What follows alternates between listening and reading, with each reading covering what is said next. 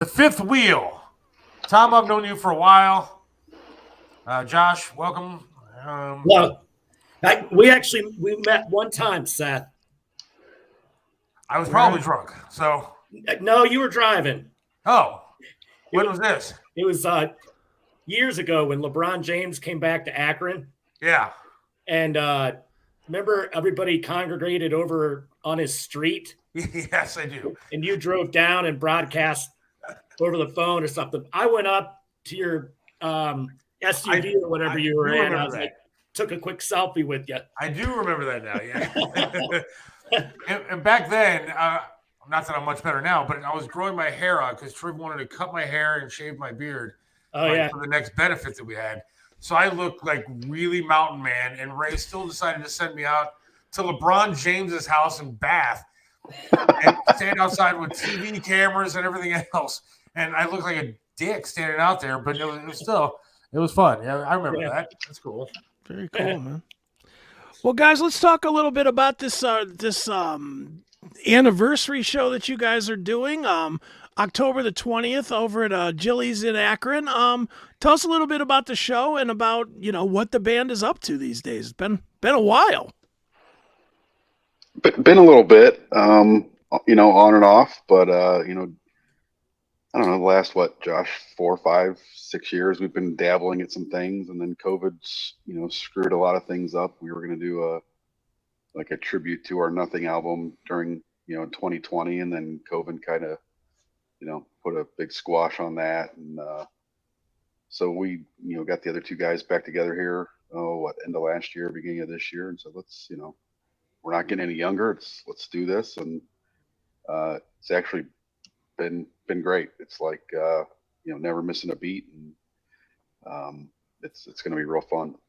Sure. Now, when you say it's like not missing a beat, is it really, or did it take a little while to kind of find your groove again? There's a whole it's a big difference when you have years apart and then come back together. You're older. Everybody changes a little bit. Was it different or same as it Well, always was? I guess between March when we kind of got started in this to now, we can say that. But yeah, there was some, oh crap, what did we play there? And Right.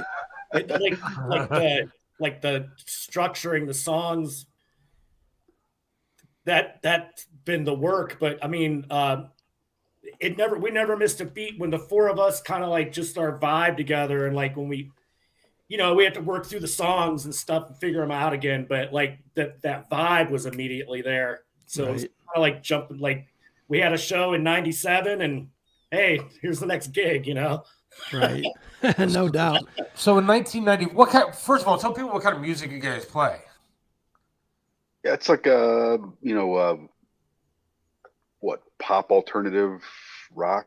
I guess that's the best comparison. Kind of that '90s kind of lyric based kind of REM, Smiths, in Toad the that, Wet Sprockety, Gin yeah. Blossoms, Right. in that vein, somewhere in between there. It's hard to pinpoint it, but that's Sure. Well, and looking back at that time period, that probably about 95 to about 2001 here in town, and not just here in town, but regionally, because I'll definitely put Pittsburgh in that area as well. There was such a good scene for it. I mean, of course, there was the national scene that a lot of those bands that you just named came from, but there was such a strong vibe here. We had radio shows. We had the alternation, and we had the end, and Jim Benson and Pat the producer were doing their show on. I mean, there was a scene for it. When you we look back at it now, is that the biggest thing that's missing today? Is that scene and that camaraderie compared to what we had? you hit it on the head. We've been talking about this for days. How when we got going, even kind of '94, it was kind of there because we were just getting out there, and it was like, okay, well, we're playing in front of 30 people. Then the next show it's 60 people, and it's 100 people, and '95 it really started exploding. Like you said, Johan, who was the talent buyer at the Agora, took on the Inner Sanctum with Pat the producer. Right. Jim Benson, college radio, all that stuff. Rocco from the end, Rick Bennett, he was like the assistant program director. He started adding local music into regular rotation. That's when it really exploded. And if you think about it too, because Chris, you're not like the acoustic jangle rock guy, Right. but the diversity of bands in that era, from us to Mushroom Head to that's probably the extreme in the 90s. Sure. And everything in between. The reggae scene in Cleveland was great. First Light and Carlos Jones and all those guys, and everybody came out to see everybody. It was really, we had a legitimate, scene. The Scene magazine was, at its peak in that Sure. time. And, it was a good run for 7, 8, 9 years, and then the scene was strong from really Canton all the way to Cleveland and Pittsburgh, but even into Buffalo and Right. And see, Ann Arbor. that's the kind of stuff that I remember. Like when I started working at MMS, I got to host like a local music show, and then I actually used to hosted like Peabody's and Yep. and the Odeon and stuff, like local music shows at the venues. And it was great because you would get a wide variety of music and everything like that. It was really such a great scene. People would send their CDs to the radio station, and we'd actually be able to play some of them. Right. Yeah. MMS jumped on that bandwagon too. One of the guys playing with us, Bill Stone from Paranoid Lovesick, they had 2 songs that popped over to MMS on regular rotation. So Sure. Well, and one of the unique parts of that whole time was the other piece of it too is I don't think the fan base itself was as locked in musically. Like I know for me personally, I was fine with Mushroom Head or Crypt Kicker, because I'm a metal guy. That being said, I went to plenty of Paranoid Lovesick shows. I went to a bunch of Yvette shows. I went and saw Cinematic and those types of bands too. And I saw the same people that I saw at the Crypt Kicker shows and at the Mushroom Head shows. It just seemed like that 8-10 year window was so tuned into just supporting the local scene. It wasn't necessary. I mean, the bands were good and that obviously helps, but it just seems like everybody was more than willing to support a band because they were from Cleveland over, they don't play the kind of music that I listen to every day. Is that what you guys remember? Well, it's true. I mean, you got to look at kind of the hierarchy, the infrastructure. The Cleveland Music Group was a nonprofit that had a board that we met. I was the vice president of Cleveland Music Group for 3 years.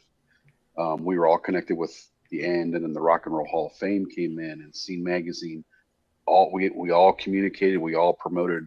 It wasn't like one style of music. It was a big push for everybody. And I think we're taking compilations to South by Southwest, and we're promoting the region year after year after year after year. I mean, Cleveland had its own music conference for almost a decade, Undercurrents, if you remember that. Yeah. So we were Cleveland was it wasn't quite Seattle. A lot of bands didn't really break out of here, but we get a lot of attention out there. Don't you agree, Josh?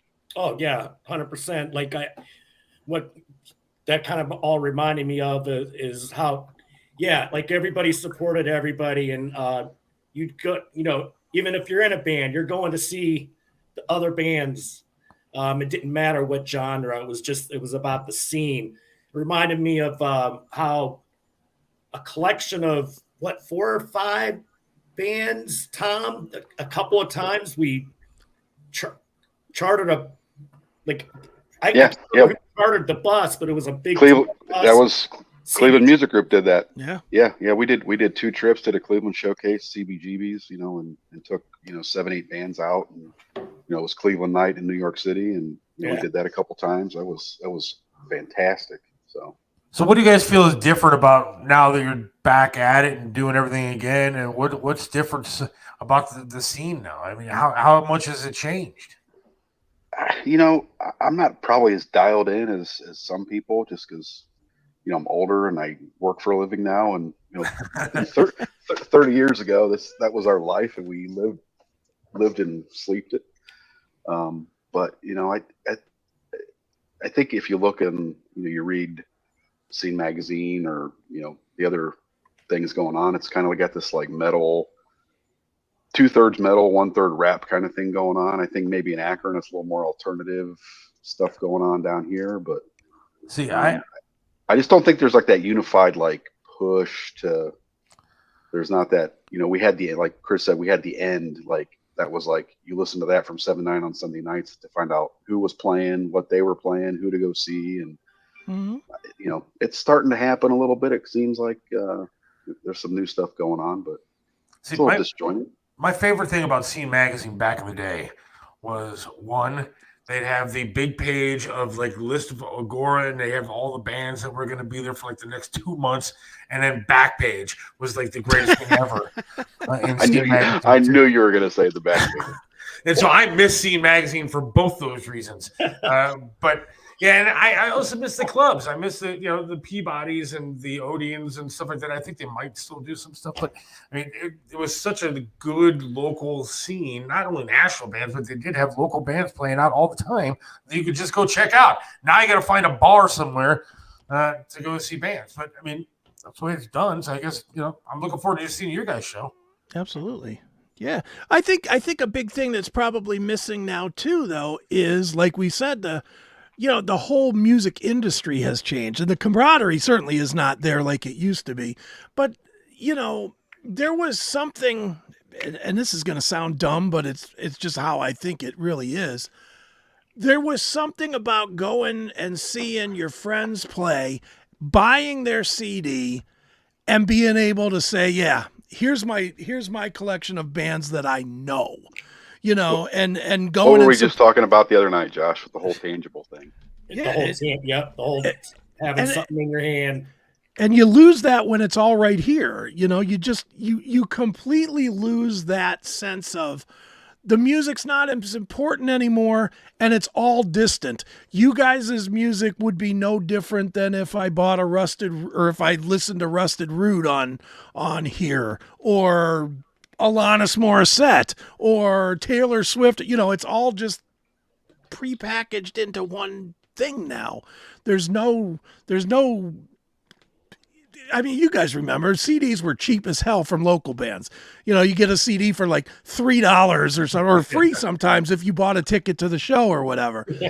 But man, everybody had their collection of local CDs, and you took them with you to get them signed. And I'm sure you guys probably signed your guys' CDs 2-3 times on the same CD because everybody was committed to the scene.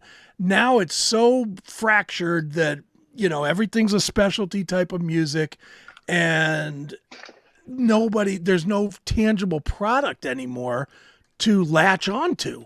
Do you agree? We a couple of weeks ago, we were talking about this very same topic. That's why at this show, we actually recorded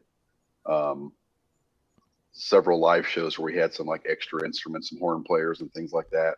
And Regis Sedlock, you probably know him, engineer around Cleveland. He recorded a couple shows, and we're actually going to release this record exclusively on CD, and you can get it at the show. And it's a live record from that show in '97, and it sounds amazingly, pretty 97. Awesome. Yeah, there's a few tunes we had to cut out because we screwed them up, but it's good. But I think it's important, like the people that are going to leave that show, and we have a couple of our other records we reprinted on CD for that night, but that new live one, it's going to be $6, and you can take it home with you, and you can pop it in your car if you have a CD player in your car still and listen to it. So right on. It's important. I think more and more you look at the resurgence of vinyl and even cassette tapes right now. People want to hold that stuff in their hands now. I mean, maybe it's just our generation more so than anybody, but yes, it's coming back. My daughter, the only thing that she wants to hold in her hand is a cardigan that she spent $100 for from Taylor Swift. Yeah. That was probably made in India by some child in a hut somewhere, but it has a patch that says Taylor on it, and now it's worth $100. Well, at least she has something. That's right. But yeah, I miss having the music. Of course, it's really easy for lazy people like me to put on Spotify and pick out the songs that I want. But the streaming thing definitely isn't the same as just having a CD like you used to. What's the show going to be like on the 20th? You have an opening band and everything. Josh? Oh yeah, we got a bunch of special guests. We really worked on not just this like a bunch of dead air in between songs. Like we kind of really designed it to tailor ourselves so we can have kind of command over the show and not, we've been building our endurance. We're doing a 2-hour show, but we have some special guests coming up and join us and playing with a couple songs. Tracy Thomas is going to do a lead vocal on a cover song. And then just, we have Rocco and Danger Girl. Carrie Danger from Alternative Cleveland 107.3. Right, They're going to come out MC. So it's going to be, kind of more like a showcase night, like not just this kind of like, hi guys, we're going to play, Right. We wanted to kind of make it a little bit more of a production. We're going to have cake afterwards. We have the CDs, we have merch and stuff like that. So just a fun, night where everybody's kind of getting back together and feeling kind of that 90s vibe again. And sure, that's what it's about. It's not really about us doing the show. It's kind of about the show. Well, you're having cake, so I'm going to be there. Cake. You can count me in. Where did you guys find Rocco? What was he doing, or what is he doing? I haven't heard his name. I'm friends with him on Facebook. Are you? I haven't heard of Rocco in years. I've kept in touch with him over the years for different things. Back in 2020, my wife and I have a little production studio down here in Medina County. During COVID, we did a lot of like live stream stuff and multi-camera stuff, and we had this kind of fundraiser during COVID for like music for kids for Christmas. And I just like out of the blue said, "Hey, why don't you come down here and like record all the intros?" Because we had about 15 bands that came in and record some Christmas tunes, and so he was like, "Heck yeah, I'm coming down." So he sat for 3 hours and recorded all these intros and outros and on video, and we've just last few years, we've really, bounced ideas off of each other. We're talking about actually him bringing a Rock Dog podcast out. And nice. Didn't he have some health problems? He does have some health problems, and it's kind of affecting him right now. He just got out of the hospital again. So, but his spirits are up. He's stoked to still come out to the show. And I thought he was like me. I thought he had some issues he does. He does. I definitely try to keep up with him on Facebook, and I'd like to actually talk to him a little bit more about some of that stuff. So if him and his wife and his daughters are coming out, and cool. He's excited. He texted me 10 days ago. He's like, "I got some bad news. I'm in the hospital. Had to turn for the worse, but I'm fine now, and I'll still be there." I'm like, "All right, good." All right, good. Well, my thoughts are in person with him definitely too, because I kind of understand. I kind of get it. So, yep. So, show's October 20th. What time doors open, and how do people get tickets? Doors at 6. Show starts 7-ish, 7:15, something like that. Soma Sonic, another band down from us, our way, is going to open up. We got, like Josh said, Tracy Thomas from Unit 5 back in the 80s. She's going to do a tune with us. Bill Stone from Paranoid Lovesick is going to do a tune with us. Brian Lissick, he's like an area writer plus music guy. He's been around forever. Doing a tune with us, and it's gonna be great. Tickets at thefifthwheelmusic.com. I just got it noticed there was like 3 reserved seats that opened up, so I posted that on our page today. So those are probably gone by now, but it's only general admission left. I think there might be 25 tickets or 20 tickets left. So how big is the place? It holds about 300-ish. Okay. Give or take. I'm not real sure totally. I've never actually been there. So what is it? Is it like a bar, restaurant kind of thing, or what kind of place is it? It's kind of a mix. It's got some table seating, like a standing room area, kind of like a more upscale. I don't want to say upscale. I don't know, how would you describe it? Like a rockin' lounge. Yeah, it is. That's perfect. It's a rock and roll lounge. Exactly. Yeah. Yep. That's awesome, man. Well, I'm looking forward to checking it out. I'm gonna go. I'm gonna Absolutely. check it out. So Awesome. I appreciate you guys coming on tonight. I saw that you wanted to give away some tickets. You want to try giving away some tickets? That's fine with me. Yeah. I mean, like I said, we're almost sold out, but we got 2 pairs. We'll give out to 2 people. All right. Cool. If they want to email info@thefifthwheelmusic.com, we'll randomly, pick 2 winners out of all those entries, and Great. we'll get them in for free. That free is good. Yeah, free. It's only $7 anyway, so Well, I mean, that's basically free anyhow. So I don't know what it's people are basically bitching about. free. But if people want to go, I'm gonna put the. There we go. And It is. Jilly's the rock and roll lounge we're doing it at. It has a lot of history. It used to be one of our back in the 90s. It was under a different name, but man, that was our home field. That bar, Yep. back in the 90s, it was one of our favorite spots to play. So it's cool to be doing the reunion in that building. Yeah. Well, check it out. If you want to go for free, info@thefifthwheelmusic.com. I'm going to pick a couple of winners for that, but you can get tickets at thefifthwheelmusic.com. So appreciate you guys coming on tonight. Much appreciated. Tom, thank you for everything as usual.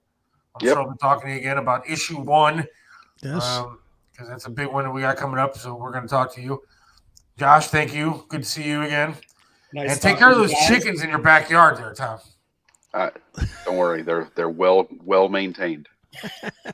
Are those? I'm sorry, real quick. Are those? You have chickens, and last time I saw them, they're cute, they're fun. Are they edible, or are those like just for fun to have as pets? No, they're egg layers. They're Yeah, egg I think when you layers. came, I had about 10, but I think we're up to like 22 or 23 now. So Wow. they're like the band's spirit animals too. Like we rehearse down here, so like when we take breaks, we're like go out and meditate around the chickens and. That's awesome. Nice. Yeah, those chickens just wandering around, and I love it. But see me, I'm a fat guy who loves chickens, so I don't know how long they last around me. Like Kentucky Fried Seth. They make a good omelet. Nice, very good. Nice. Well, thank you guys for coming on. Appreciate it. We'll check out that show. Appreciate it. Thefifthwheelmusic.com. Fantastic. Thank you, Tickets, gentlemen. merch, all that Thanks, stuff guys. there. Appreciate it, guys. Thank you. Have a great night. See ya.